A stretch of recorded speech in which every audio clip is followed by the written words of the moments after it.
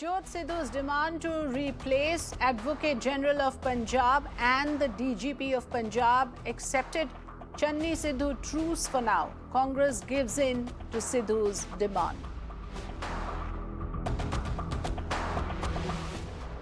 Okay, so remember here that Navjot Singh Sidhu had wanted the replacement for APS Deol, the Advocate General of Punjab.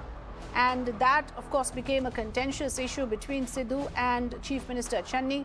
We are given to understand that the matter is settled with the Punjab government announcing that the Advocate General will be replaced. So Sidhu's demands accepted, the DGP also to be replaced. But we are going to get a fresh input on this from our reporters on this breaking news coming in. Can we then say that this is a truce for Channi and Sidhu?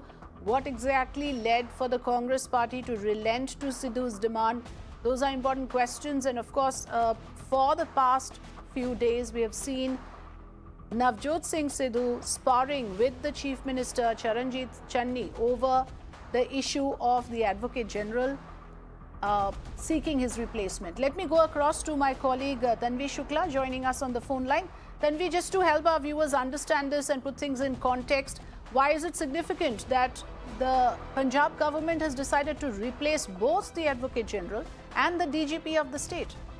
Well, because these are the demands that were essentially raised by Navjot Singh Sidhu when he last year, threatened to resign and walk away from the party and the party post. And it's been several weeks since then. Afrida, viewers would remember that this drama actually exploded several weeks ago when Sidhu sent a letter to Sonia Gandhi, and he raised some of these issues where he said he cannot accept the existing Advocate General as well as the DGP. And since then, it took a while for the party to resolve these issues. It kind of also went into a lull.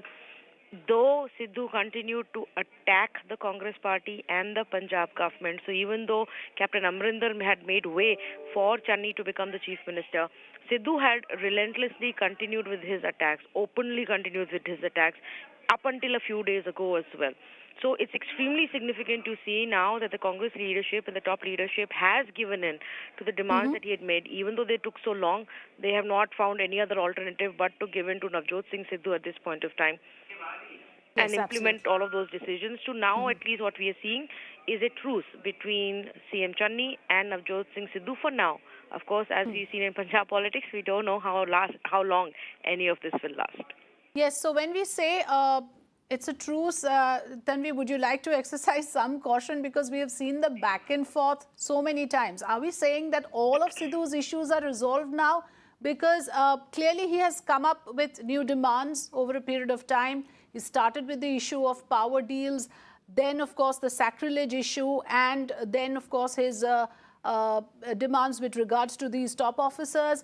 Does it actually well and truly end here for Navjot Singh Sidhu and all his demands, and he will continue as the Punjab unit Congress chief? Well, speak to any expert, political expert who's been tracking Punjab politics very closely, Afrida, and they'll tell you that when Sidhu is concerned, nobody can say anything with surety. Yes. Because he's so unpredictable, which is why we're saying this is a truce for now. Tomorrow or a week later or 10 days later, if he is again unhappy with any other election-related decision that is being done or party power-related decision which is being done, we don't know. He may raise issues. For example, up until a few days ago, he was continuing to attack the existing government as well on various issues. So while they have touched upon few issues and made a few announcements as well, it will be very interesting to see how long this lasts and if it can actually survive and till the election time. Because come now the peak election campaign period, there will be several decisions that will have to be taken in terms of campaigning, ticketing, strategy, all of that. And if differences begin to emerge again, camps begin to emerge again, it will get extremely messy and problematic for the Congress party. It's just that they've allowed this to fester for so long that the rot is now so deep and the division within the different camps is so deep that we will have to really watch very carefully with caution before we assume that everything is okay for them. Yes, like you said, with the elections round the corner, the party perhaps has decided to keep its flock together. But We still have to wait and watch how things move from here on. It's a poll-bound state of Punjab. We are talking about huge stakes for the Congress party to defend this as one of the last bastions of the party in terms of rule, in terms of the states that are under the Congress rule. Thanks, Tanvi, for joining us.